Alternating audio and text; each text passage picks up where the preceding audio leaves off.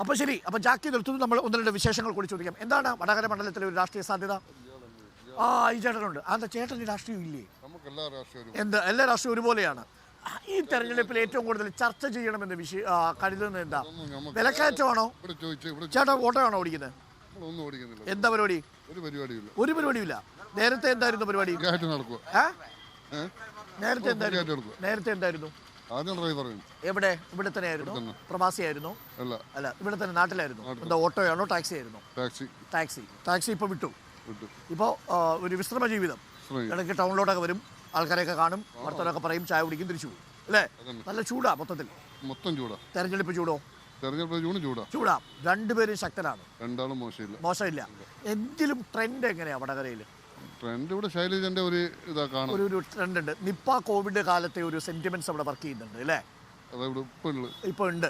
ഷാഫി പറമ്പ് വന്നപ്പോൾ ഒരു മാറ്റം ഉണ്ടായി, ചെറിയൊരു ഇളക്കുണ്ട്. പക്ഷെ അത് ശൈലജ ടീച്ചറുള്ള വൈകാരികമായ ബന്ധത്തെ ഇളക്കാൻ ഉണ്ടാവും സംശയം. എന്താണ് മൊത്തത്തിലൊരു ട്രെൻഡ്? എന്ത് ചെയ്യുന്നു ചേട്ടൻ? എന്ത് ചെയ്യുന്നു? ഞാൻ ഇവിടെ നീതി സ്റ്റോർ വല്ലതും ഉണ്ടാ? സാധനങ്ങളൊക്കെ ഉണ്ട്. നീതി സ്റ്റോർ കുഴപ്പമില്ല, മരുന്നൊക്കെ ഉണ്ട്. സാധാരണ സപ്ലൈകോയിലാണ് സാധനങ്ങളൊക്കെ കുറവ്. നീതി സ്റ്റോറിൽ സാധനങ്ങളൊക്കെ ഉണ്ട് അല്ലേ? അപ്പോൾ എങ്ങനെയാ വടകരയുടെ ഒരു രാഷ്ട്രീയ മനസ്സ്? ശൈലജ ടീച്ചർക്കാണ് സാധ്യത. പക്ഷെ ഷാഫി പറമ്പിൽ വന്നപ്പോൾ ഒരു വലിയ ഇളക്കം നമ്മൾ കണ്ടു സോഷ്യൽ മീഡിയയിലൊക്കെ. ട്രെൻഡ് അതൊരു ശരിയാണ്. അതായത് കെ മുരളീധരനേക്കാൾ ഒരു ട്രെൻഡ് ഉണ്ടാക്കാൻ ഷാഫിക്ക് പറ്റിയിട്ടുണ്ട്. പക്ഷെ അത് ശൈലജ ടീച്ചറിനോടുള്ള വോട്ടിന് മോളിൽ പോവില്ല. ആണോ? ഇല്ല. ശൈലജ ടീച്ചർ ഒരു നിഷ്പക്ഷമായ വോട്ട് നല്ലോണം ക്യാൻവാസ് ചെയ്യാൻ പറ്റുമെന്നാണ് വിചാരിക്കുന്നത്. ഒരു സ്നേഹമുണ്ട് ആ ഒരു വ്യക്തിപ്രഭാവത്തിന് അല്ലേ? ഓക്കെ, എന്താണ് അവസ്ഥ വടകര മണ്ഡലത്തിൽ? ഷാഫി വന്നതിന് ശേഷം മണ്ഡലത്തിലൊരു ഇളക്കം ഉണ്ടായിട്ടുണ്ട് അല്ലേ? അപ്പോൾ കെ മുരളീധരനായിരുന്നെങ്കിൽ ബുദ്ധിമുട്ടായിരുന്നു അല്ലേ? ഷാഫി വന്നതിന് ശേഷം ശൈലജ ടീച്ചറിന് കനത്ത പോരാട്ടം. പക്ഷേ അത് ഈ ശൈലജ ടീച്ചർ മണ്ഡലത്തിൽ ഉണ്ടാക്കിയിരിക്കുന്ന വൈകാരികമായ ഒരു ബന്ധമുണ്ടല്ലോ, അതിനെ മറികടക്കാൻ പറ്റും. ഈ സ്ത്രീ വോട്ടർമാരൊക്കെ ഷാഫിക്കൊപ്പം നിൽക്കുമോ? ഷാഫി വിജയിക്കാനാണ് സാധ്യത. എന്തൊരു അഭിപ്രായം? ശൈലജ ടീച്ചർ തീർച്ചയായും ജയിക്കും. അതെന്തുകൊണ്ടാണ്? എന്തുകൊണ്ട് വെച്ചാൽ കൊറോണക്ക് നമ്മളിപ്പം ജീവിച്ചിരിക്കുന്ന ശൈലജ ടീച്ചറുടെ ഒറ്റ ഒരു ഉത്സാഹം കൊണ്ട് അയാളെ കഴിവുണ്ട്. ചേട്ടൻ പാർട്ടി മെമ്പർ ആയതുകൊണ്ട് പറയുന്നതല്ലേ? പാർട്ടി മെമ്പറല്ല, പാർട്ടി ഒരു അംഗമില്ല, ഞാൻ ആരുമല്ല. ഇടതുപക്ഷ അനുഭാവിയാണെന്നേ അത്രേ ഉള്ളൂ, പാർട്ടി മെമ്പർ അല്ല. അപ്പോൾ നിഷ്പക്ഷമായി ചിന്തിച്ചാൽ കഴിഞ്ഞ വർഷങ്ങളിലൊക്കെ വടകരയിൽ CPM-ന്റെ വോട്ട് ബാങ്ക് ഒരുപാട് ചോർന്നു പോയിട്ടുണ്ട് പല കാരണങ്ങളിൽ, TP ചന്ദ്രശേഖരൻ മതം അടക്കമുള്ള വിഷയങ്ങൾ. അപ്പോൾ ആ വോട്ടെല്ലാം തിരിച്ചു വരുമോ ശൈലജ ടീച്ചറിന്റെ? വോട്ടെല്ലാം 75% തിരിച്ചു വരും. 75% തിരിച്ചു വരും. സംശയമില്ല, ഒരു സംശയമില്ല. ഓക്കെ, ചേട്ടൻ എന്താ ചെയ്യുന്നത്? ഞാൻ കൂലിപ്പണിയാണ്. ഇപ്പൊ ഇന്ന് പണിക്ക് പോകാൻ ഇറങ്ങിയതാണോ അതോ പോയിട്ട്? ഈ ചൂട് സമയത്തെ കൂലിപ്പണി ചെയ്യുമ്പോൾ നല്ല ബുദ്ധിമുട്ടല്ലേ? പ്രത്യേകിച്ച് ഞങ്ങൾ തന്നെ ഈ കുതിരപ്പുറത്ത് 10 മണി 11 മണി ആകുമ്പോൾ വിയർത്തൊലിക്കും. 10 മണി കഴിഞ്ഞാൽ നിങ്ങൾ വീണ്ടും ഈ വെയിലത്ത് നിൽക്കേണ്ടി വരില്ലേ? നേരത്തെ പോകും, 6 മണിക്ക് പോയിട്ട് ഒരു 10 മണിക്ക് നിർത്തും, 11:30-12 മണിക്ക്, പിന്നെ 3 മണിക്ക് ശേഷം ഉണ്ടാവും. പിന്നെ പണിയില്ല. അപ്പോൾ 4-5 മണിക്കൂർ മാത്രമേ പണിയെടുക്കുന്നുള്ളൂ അല്ലേ? ഓക്കെ, അപ്പം ശൈലജ ടീച്ചറിന് സാധ്യത ഉണ്ടെന്നാണ് അഭിപ്രായം. എന്താ മണ്ഡലത്തിലെ മൊത്തത്തിലൊരു രാഷ്ട്രീയ സാധ്യത? ഉണ്ട് അല്ലേ? ആ സാധ്യത എന്ന് പറയുമ്പോൾ അത് എന്തുകൊണ്ടായിരിക്കണം എന്ന് പറയുന്നത്? ഇപ്പോൾ ശൈലജ ടീച്ചർ ഈ മണ്ഡലത്തിലൊരു അദ്ദേഹത്തിന്റെ വാക്ക് ചാതുര്യം പാർലമെന്റിൽ ഏറ്റവും നല്ല ശോഭിക്കാൻ അദ്ദേഹത്തിന്റെ പ്രസംഗങ്ങൾക്ക് കഴിയും. അപ്പൊ നമുക്ക് വടകര മണ്ഡലത്തിൽ നേടിയെടുക്കണമെങ്കിൽ അതുപോലത്തെ പ്രസംഗങ്ങൾക്ക് സാധിക്കും. അപ്പൊ ഈ കോവിഡ് നിപ്പ വിഷയങ്ങളൊന്നും തെരഞ്ഞെടുപ്പിൽ വോട്ടായി മാറില്ല. ഞാനൊരു പ്രവാസിയായിരുന്നു, ഞാൻ വല്ലാണ്ട് കഷ്ടപ്പെട്ട ആളാണ് കോവിഡ് സമയത്ത്. നമുക്കിത് പിന്നെ ഇവിടെ നാട്ടിൽ പുറയിലെ പെണ്ണുങ്ങളൊക്കെ എങ്ങനെ പറയാ KK ശൈലജ ടീച്ചർ ആരോഗ്യമന്ത്രി എന്ന നിലയിൽ അവർ അംഗീകരിക്കുന്നില്ലേ? നേരത്തെ കോവിഡ് സമയത്ത് പിന്നെ ഇത് ഇരിക്കാൻ വേണ്ടി 15 ദിവസം ഇരിക്കാൻ വേണ്ടി ഇരുന്ന് പിന്നെ കോവിഡ് ലോക്ക്ഡൌൺ ക്വാറന്റൈനിലൊക്കെ ഇരുന്നു. അപ്പോൾ പിന്നെ പ്രവാസികൾക്ക് പല ആനുകൂല്യങ്ങൾ വാഗ്ദാനം ഒന്നും കിട്ടിയില്ല, എല്ലാം പറയലുണ്ടല്ലോ. വാഗ്ദാനങ്ങൾ മാത്രമേ ഉള്ളൂ, ഒന്നും ഉണ്ടായില്ല, ഒന്നും വന്നില്ല. എന്ത് ചെയ്യാൻ പോകുന്നു? എന്താണ് ജോലി? വർഷാപ്പ് ഇവിടെയാണോ? അപ്പോൾ ഈ ചൂട് സമയത്ത് വെൽഡിങ്ങിന്റെ ചൂടിൽ പോയി ഇരിക്കേണ്ടി വരൂലേ? ഇല്ല, വേണ്ട. ഇപ്പം പെയിന്റിംഗ് ആണ് അല്ലേ പ്രധാനം? സ്പ്രേ പെയിന്റിംഗ് ആണോ? ഓക്കെ, എങ്ങനെയുണ്ട് മണ്ഡലത്തിലെ ഒരു രാഷ്ട്രീയം? മണ്ഡലത്തിൽ ഇപ്പോൾ ശൈലജ ടീച്ചർക്കാണ് ചാൻസ്. ഒരു ചാൻസ് ഉണ്ടോ? അത് സ്ത്രീ വോട്ടർമാർക്കിടയിലാണോ പൊതുവായിട്ടാണോ? പൊതുവായിട്ടുണ്ട്. അത് എന്തുകൊണ്ടായിരിക്കും? നിങ്ങൾ പാർട്ടി മെമ്പർ ആണോ? അതെ.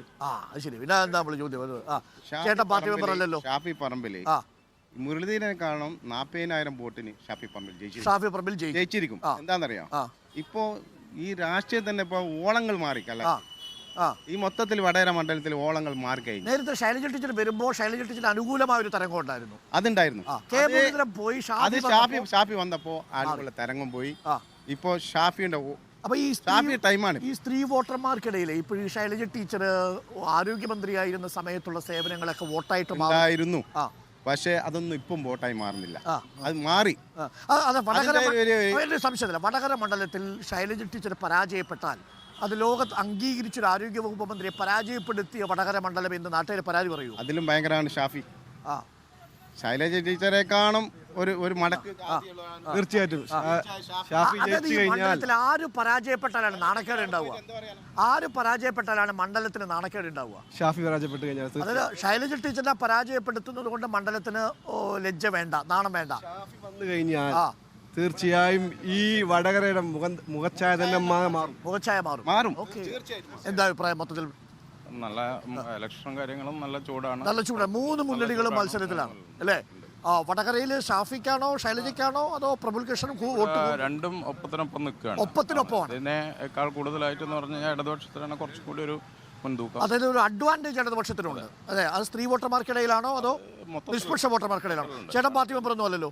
അല്ല, പാർട്ടി അനുഭാവിയാണോ? ഇടതുപക്ഷ അനുഭാവിയാണ്. അങ്ങനെ